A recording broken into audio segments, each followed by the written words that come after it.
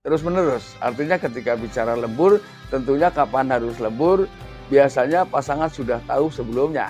Nah, ketika di luar itu terlalu banyak lembur dan lembur, di sini ada satu hal, ya ketika Anda memang tidak mau melihat secara detail.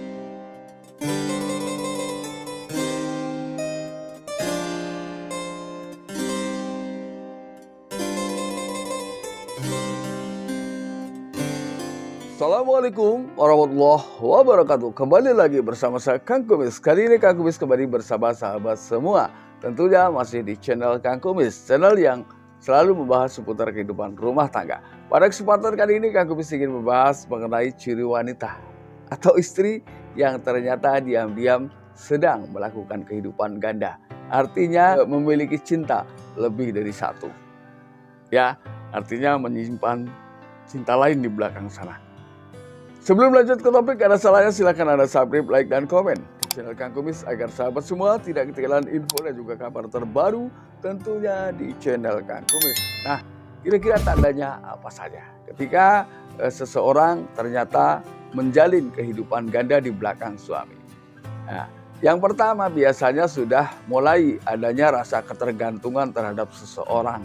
Artinya ketergantungan itu justru pada faktanya berpindah tangan. Ya, di sini yang dimaksud ketergantungan itu adalah ternyata selama ini pasangan lebih menuruti kehendak orang lain daripada menuruti kehendak suami. Karena merasa bahwa orang yang di luar sana ternyata lebih dari segalanya, bisa jadi. Ya, namun entah apa yang ia lihat dan yang ia rasakan ternyata biasanya punya sendiri yang jauh lebih baik pada saat itu tertutup. Ada yang seperti itu. Kan banyak masih ketika seorang pria selingkuh, kadang ada yang ngomong bahwa toh masih cantik kan juga istri sendiri. Begitu pula ketika seorang wanita masih ganteng juga suami sendiri. Tapi di sisi lain entah apa yang ia ketahui dan entah apa yang ia terima itu kadang bisa terjadi. Ini yang pertama. Lalu kemudian yang kedua, tiba-tiba akhir-akhir ini saat dia keluar rumah atau pergi selalu ingin pergi sendiri.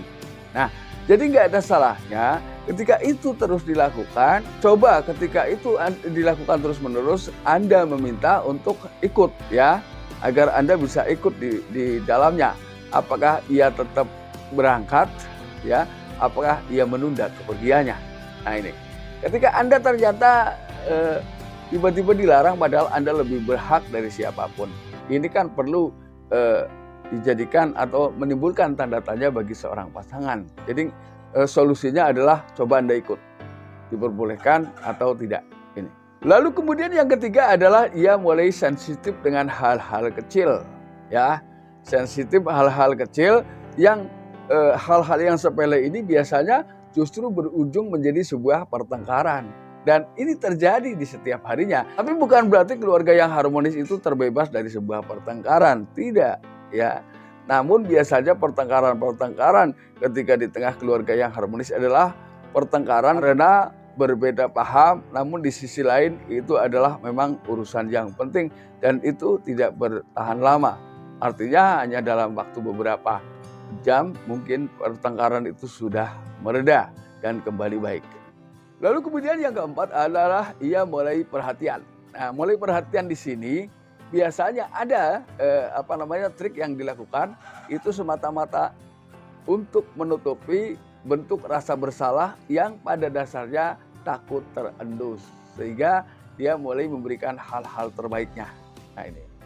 Nah, jadi hal terbaik dilakukan ini adalah untuk menenangkan kecurigaan.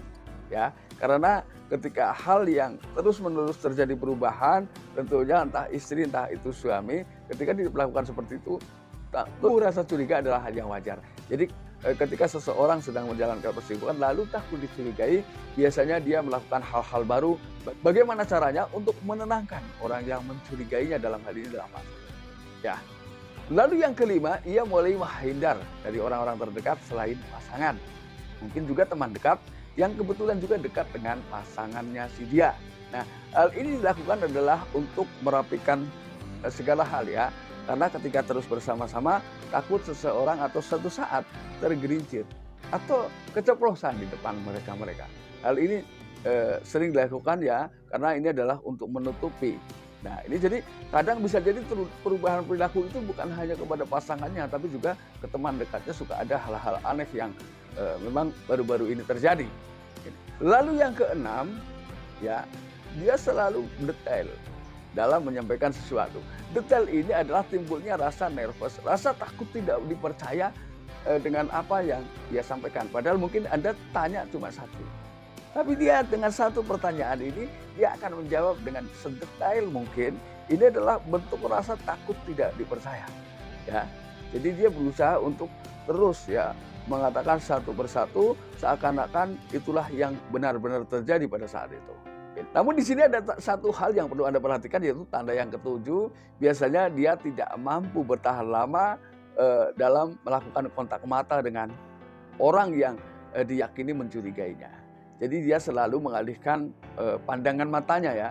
Jadi hitungannya itu nggak pakai lama. Nggak kurang dari 1 menit dia akan memalingkan muka. Ini biasanya yang terjadi ketika seseorang berpura-pura untuk menutupi ya seakan-akan tidak terjadi apa-apa. Namun di belakangnya memang itulah yang terjadi. Kemudian yang ke-8, ia ingin selalu tahu keberadaan pasangan atau suami. Jadi dia selalu bertanya dengan detail. Ya, berada di mana, sedang apa, lalu akan kemana dan pulang jam berapa. Namun hal yang paling ia sering tanyakan adalah pulang jam berapa. Ya, karena ini dia di sisi lain juga sedang mengatur schedule sebuah pertemuan dengan pasangan selingkuhnya. Biasanya seperti itu. Jadi solusinya gampang. Ketika seseorang ya terus ditanya seperti itu, coba Anda sedikit menggeser ya jadwal. Ketika Anda mengatakan bahwa insya Allah nanti saya pulang jam 4. Jadi usahakan sebelum jam 4 Anda harus sudah pulang. Nah, apakah benar-benar pada saat itu pasangan Anda sudah di rumah atau belum? Atau bahkan sedang di rumah. Ketika sedang di rumah berarti prediksinya meleset, dan saya pun mengharap bahwa semua tanda ini meleset sebetulnya. Ya. Lalu yang ke-9, ya, ini biasanya sering terlambat pulang. Ya, alasannya selalu ada saja. Nah, keterlambatan pulang ini apakah terjadi terus-menerus? Artinya ketika bicara lembur, tentunya kapan harus lembur, biasanya pasangan sudah tahu sebelumnya. Nah, ketika di luar itu terlalu banyak lembur dan lembur, di sini ada satu hal. Ya, ketika Anda memang tidak mau melihat secara detail, ya ini kok lembur terus, alasannya lembur. Ada satu hal yang mungkin pasangan tidak bisa mengelak. Ya. Pasangan mengaku lembur terus, tapi dari sisi penghasilan atau pendapatan justru berkurang. Ini kan ini mudah sebetulnya ya cara mengetahui pasangan selingkuh dari sisi ini. Jadi ngomongnya lembur, tapi pendapatannya malah berkurang. Artinya di mana sih nilai sebuah lemburan? Lemburan ini biasanya kan identik dengan dengan keuangan ya. Jadi seseorang ketika kerja lebih giat tentunya, bahkan di luar waktu jam kerja karena ingin mendapatkan tambahan dari sisi finansial. Namun pada kenyataannya dia sudah bilang lembur, tapi penghasilannya justru berkurang. Ini adalah hal yang paling mudah untuk mengetahui. Ya, nah sahabat, mudah-mudahan apa yang kami sampaikan bisa bermanfaat. Dan akhir kata, salam harmonis bersama Kang Kumis. Wabillahi taufiq wal hidayah. Assalamualaikum warahmatullahi wabarakatuh.